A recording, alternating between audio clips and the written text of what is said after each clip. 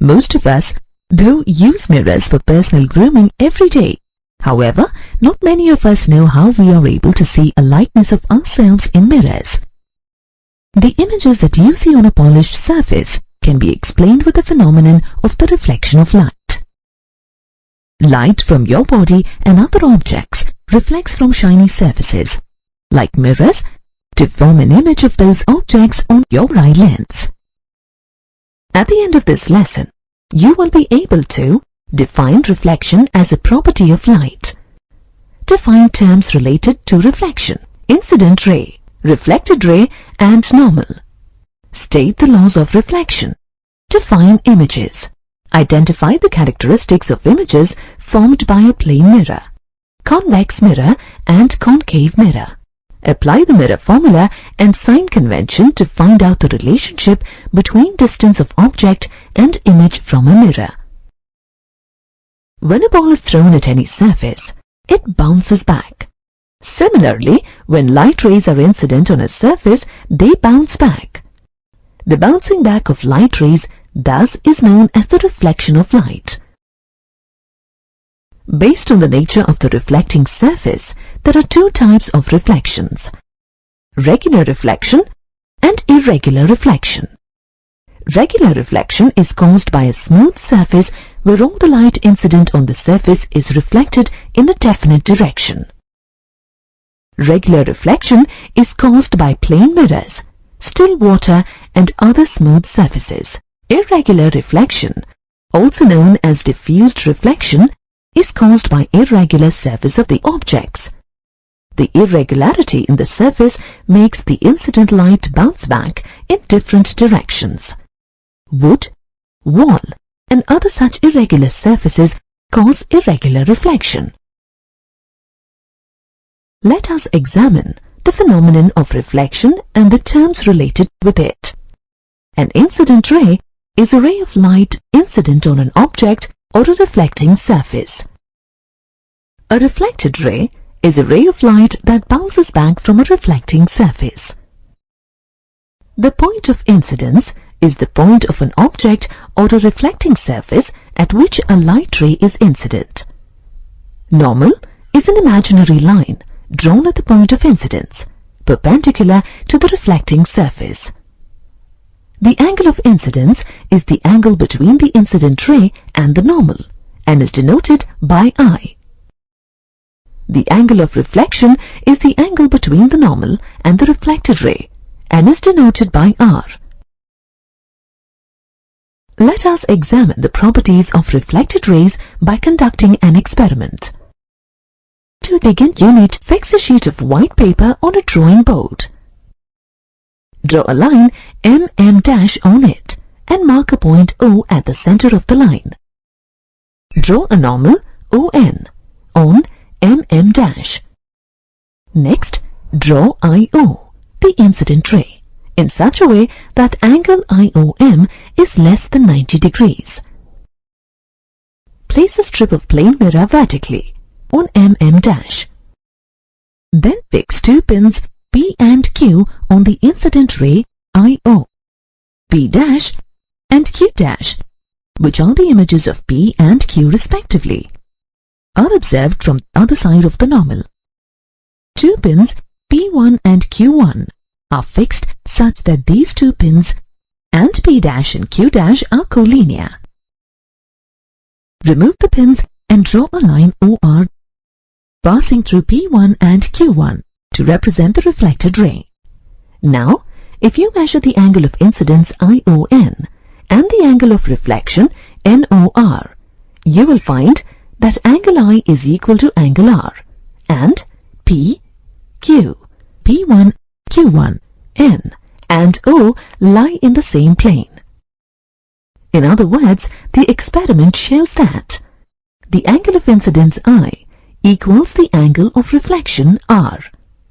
The incident ray, the reflected ray, and the normal all lie in the same plane. The property of reflection can be explained using mirrors. The laws of reflection affect our daily lives in many ways.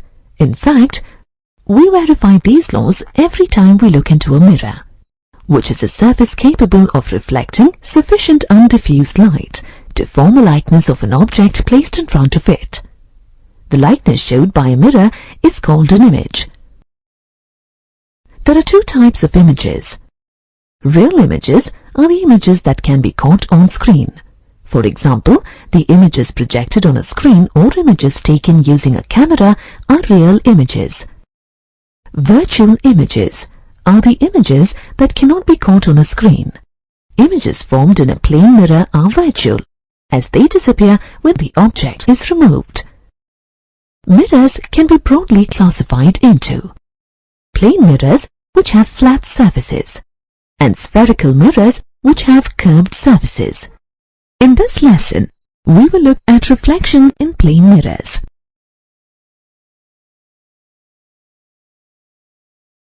Plane mirrors have flat, smooth surfaces. Plane mirrors are most commonly used for personal grooming, decoration, and architecture. These mirrors are constructed by coating silver on one side so that the other side can reflect smoothly.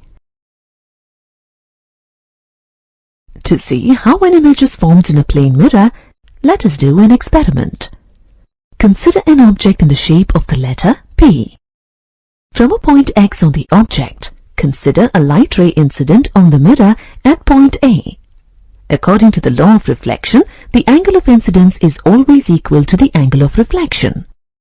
Observe the angle of the incident ray as it reflects and travels to the eye.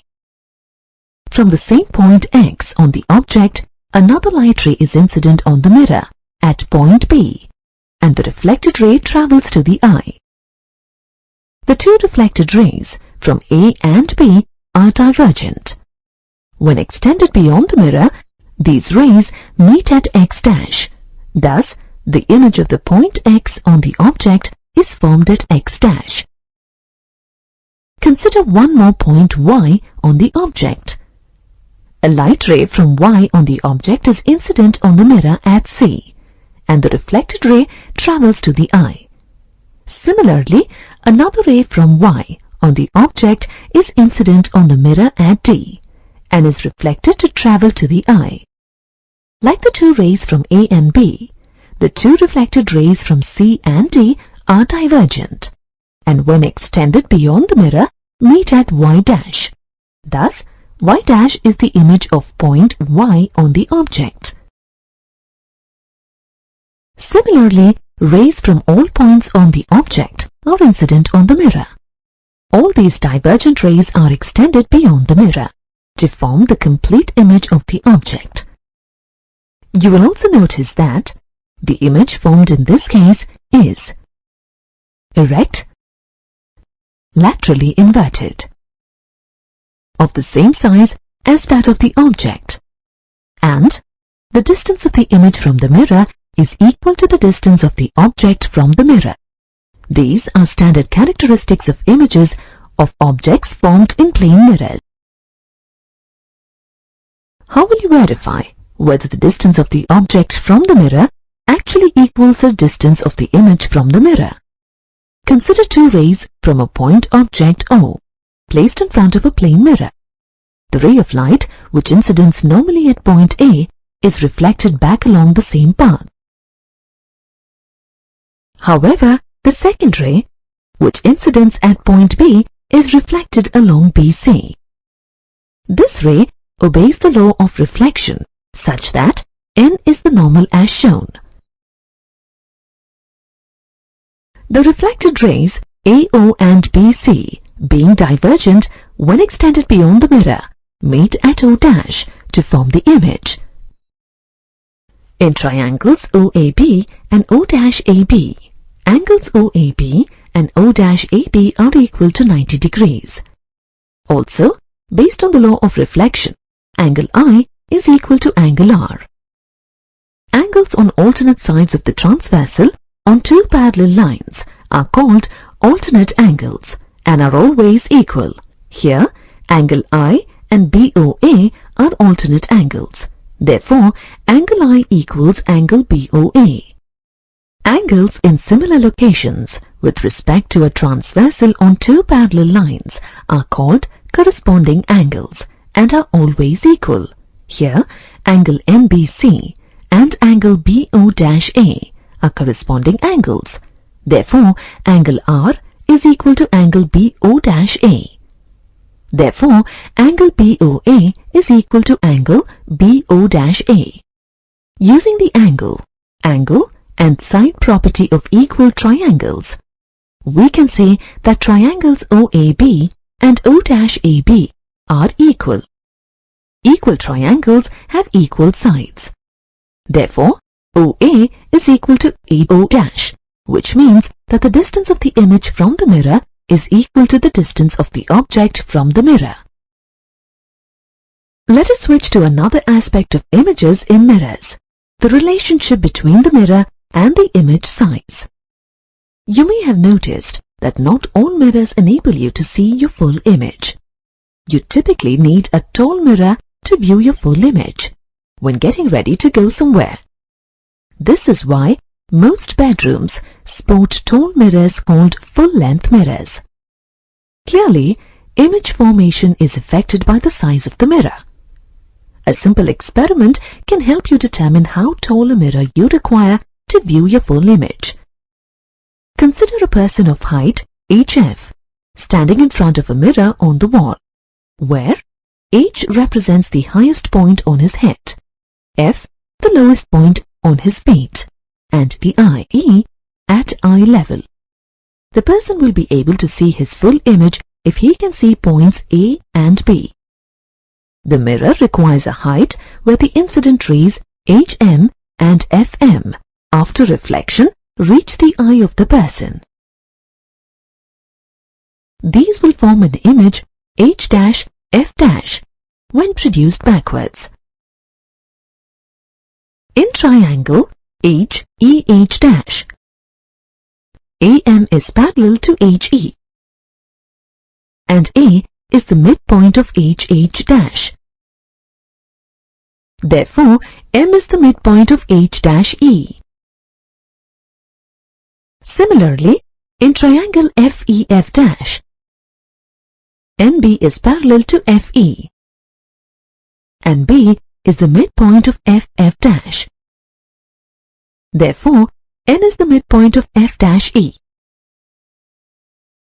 Now in triangle H', M is the midpoint of H'E, and N is the midpoint of F'E. Therefore, MN is parallel to and half of H', but H', is equal to HF. Therefore, MN is equal to half of HF. Thus, in order to see his full-length image, a person requires a plane mirror that is half his own height. Therefore, to view the complete image of an object, you need a mirror that is at least half the height of the object. Kids sometimes use mirrors as playthings, where they rotate the mirror in the sunlight to make the sun's rays reflect on another person or an object. Suppose a child uses a mirror to direct the sun's rays to a friend standing at a window on the first floor. Now he wants to direct these rays to another friend standing on the road some distance away.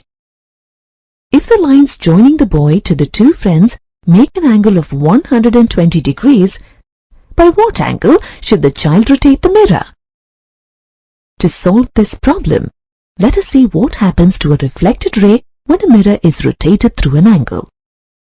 Consider a ray of light IO incident on a plane mirror in position M1, M2, such that OR is the reflected ray and ON is the normal. Therefore, based on the laws of reflection, angle RON is equal to angle ION, which is the angle of incidence I. Therefore, angle IOR is equal to twice the angle of incidence. Let the mirror be rotated through an angle theta about point O, so that M1', M2' is the new position of the mirror, and ON' is the new position of the normal. the position of the incident ray remains the same. But the new angle of incidence is angle ION dash. Angle ION dash equals I plus theta. Let OR dash be the reflected ray such that angle N dash OR dash is the new angle of reflection. From the figure, you can see that angle IOR dash is equal to angle ION dash plus angle N dash OR dash. Substituting ION dash and N dash OR dash in terms of I and theta, you get angle IOR dash is equal to 2I plus 2 theta. Subtracting equation 1 from equation 2, we get angle IOR dash minus angle IOR is equal to 2I plus 2 theta minus 2I. Therefore, angle ROR dash is equal to 2 theta. Thus, for a given incident ray, if the plane mirror is rotated through a certain angle, then the reflected ray rotates through twice that angle. Hence, for the given problem, if the child has to direct the rays to a person standing 120 degrees apart, he has to rotate the mirror through an angle that is equal to half of 120 degrees, that is 60 degrees.